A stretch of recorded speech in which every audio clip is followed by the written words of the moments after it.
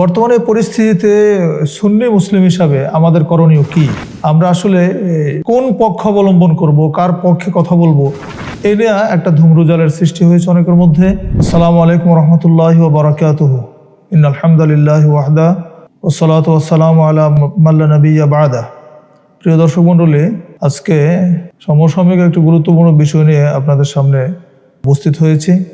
আপনারা জানেন, গত 2 দিন থেকে মধ্যপ্রাচ্যে আমেরিকা এবং ইরানের যে যুদ্ধ চলছে এবং ইতিমধ্যে ইরানের সর্বোচ্চ নেতা আয়াতুল্লাহ আলী খামেনি মৃত্যুবরণ করেছেন। বহু হতাহত হয়েছে, ক্ষয়ক্ষতি হচ্ছে, প্রতিনিয়ত যুদ্ধ চলছে। আয়াতুল্লাহ খামেনির মৃত্যুকে কেন্দ্র করে বাংলাদেশে গায়েবানা জানাজা হয়েছে, ইরানের পক্ষে মিছিল হয়েছে, পক্ষে বিপক্ষে নানা ধরনের কথাবার্তা চলছে, অনলাইনে চলছে, বাস্তবে চলছে। বর্তমানে পরিস্থিতিতে সুন্নি মুসলিম হিসাবে আমাদের করণীয় কি? আমরা আসলে কোন পক্ষ অবলম্বন করব, কার পক্ষে কথা বলবো, এ নিয়ে একটা ধূম্রজালের সৃষ্টি হয়েছে অনেকের মধ্যে। অনেকে প্রশ্নগুলো আমাদেরকে করছেন। তো এই বিষয়টা নিয়ে আজকে সংক্ষেপে আমরা আমাদের অবজারভেশনটা আপনাদেরকে জানানোর জন্য উপস্থিত হয়েছি। আমরা প্রথমে যে বিষয়টি বলবো সেটি হচ্ছে যে এই যুদ্ধটা আসলে কোনো হক বাতিলের যুদ্ধ নয়, বা ঈমান আকীদার কোনো যুদ্ধ বা লড়াই এটা নয়। এটা হচ্ছে মূলত আধিপত্যবাদের একটা লড়াই। আধিপত্যবাদকে কেন্দ্র করে দুইটি গোষ্ঠীর মধ্যে যুদ্ধ চলছে এবং দুইটাই গ্রহণযোগ্য নয়, দুইটাই ইসলামিক দৃষ্টিকোণ থেকে খারাপ। কেন বলছি? একদিকে ইহুদি আর একদিকে শিয়া। মূলত মধ্যপ্রাচ্য কেন্দ্রিক রাজনীতির বা মধ্যপ্রাচ্যকে শাসন করা, মধ্যপ্রাচ্যে তাদের আধিপত্য বিস্তার করার জন্যই মূলত দুই দেশের মধ্যে এই লড়াই। আমরা দেখেছি ইসরায়েল গত 2 বছর যাবৎ ফিলিস্তিনে যে ধ্বংসযজ্ঞ চালিয়েছে, গাজাকে একেবারে মাটির সাথে মিশিয়ে দিয়েছে। গাজাতে এটা জাতিসংঘের হিসাব অনুযায়ী 60 লক্ষ টন ধ্বংসস্তূপ, শুধু ধ্বংসস্তূপ পরিষ্কার করতে 7 বছর সময় লাগবে। এই পর্যায়ের ধ্বংসযজ্ঞ চালিয়েছে ইসরায়েল। তো ইসরায়েলকে সমর্থন করছে যুক্তরাষ্ট্র। মূলত মধ্যপ্রাচ্যে তাদের শাসন, তাদের একচ্ছত্র আধিপত্য বিস্তারের জন্যই তাদের এই লড়াই সংগ্রাম। যে ইসরায়েল চাচ্ছে যে মধ্যপ্রাচ্য শাসন ইসরায়েল করবে, আর ইরান চাচ্ছে যে মধ্যপ্রাচ্যে একচ্ছত্রভাবে তারই ক্ষমতা থাকবে, যার ফলে তারা কেউ কাউকে মেনে নিচ্ছে না। পর্যায়ক্রমে একজন আরেকজনের বিরুদ্ধে হামলা হচ্ছে। সংঘাতের পক্ষে আমরা কেউ না। আমরা সুন্দর সংঘাত বা যুদ্ধ, তার যে নেগেটিভ যে সাইডগুলো আছে এগুলো আমরা সকলে জানি। আমরা একটু পরে বিষয়টা একটু আলোচনা করব। তার আগে আমরা যে বিষয়টা বলতে চাচ্ছি সেটা হচ্ছে যে আজকে যে ইরান বা শিয়াদের ক্ষেত্রে ইসলামের দৃষ্টিভঙ্গিটা কি? শিয়ারা আসলে কারা? বিশেষ করে শিয়াদের মধ্যে অনেকগুলো দল আছে, গ্রুপ আছে। তার মধ্যে রাফিজি শিয়া যারা, এই দলটা হচ্ছে সবচেয়ে জঘন্য। যেটা ইরানের যে শিয়া, এটা হচ্ছে রাফিজি শিয়া। এবং তাদের যে ভ্রান্ত আকিদা, আমরা আকিদার দিক যখন আলোচনা করব তখন সঙ্গত কারণে ইরানের পক্ষে অবস্থান নেওয়ার কোনো সুযোগ এখানে থাকবে না। কারণ শিয়ারা এমন একটি দল যারা ইসলামের অন্যতম খোলাফা রাশেদা, যারা খলিফা, যারা 3 জন খলিফা, হযরত আবু বকর সিদ্দিক রাদিয়াল্লাহু আনহু, ওমর ফারুক রাদিয়াল্লাহু আনহু এবং ওসমান বিন আফফান রাদিয়াল্লাহু আনহু, এই 3 জনকে তারা কাফের ফতোয়া দিয়েছে। এবং এমনকি তারা কোরআনুল কারীমের বিকৃতিতে বিশ্বাসী। তাদের আকীদা হচ্ছে যে কোরআনুল কারীম আসলে 30 পারা না, এটা ওসমান রাদিয়াল্লাহু আনহু এটা কাটছাট করে 30 পারা করেছেন। নাউযুবিল্লাহ মিন যালিক।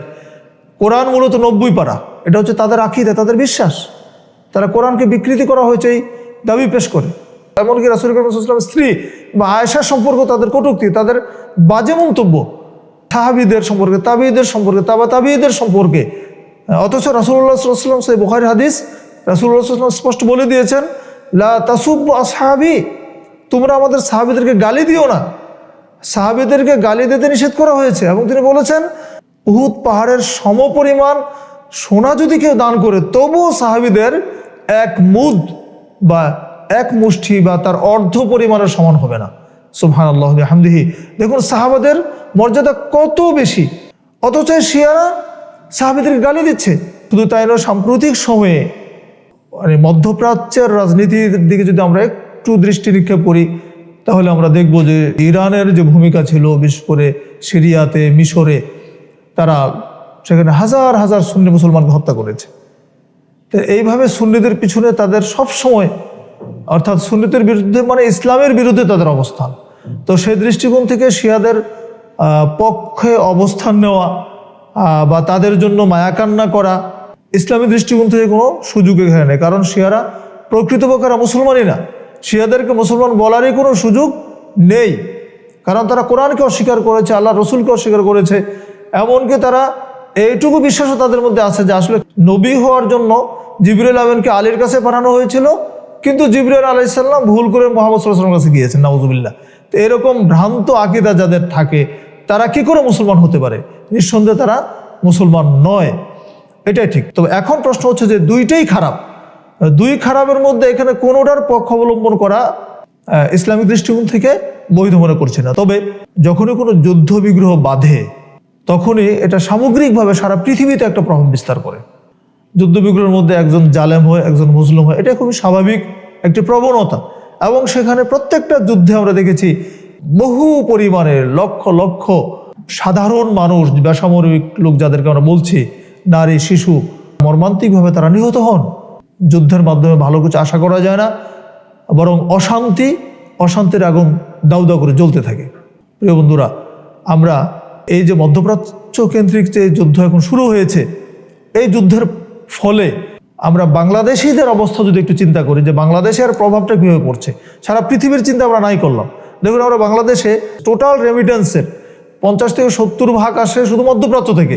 তাহলে মধ্যপ্রাচ্যে যদি এরকম সংঘাত চলতে থাকে, যুদ্ধবিগ্রহ চলে, তাহলে বাংলাদেশের রেমিটেন্সে একটা নেতিবাচক প্রভাব পড়বে, এটা খুবই স্বাভাবিক।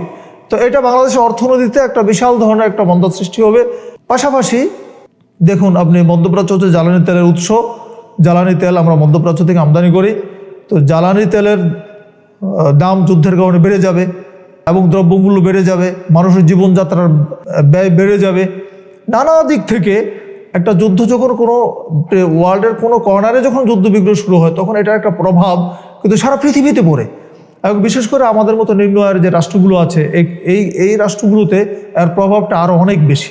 তো সেই দৃষ্টিকোণ থেকে আমরা যুদ্ধ নয়, আমরা শান্তি চাই। তবে এই দুইটা রাষ্ট্রই সারা পৃথিবীতে অশান্তির কারণ হয়ে দাঁড়িয়েছে।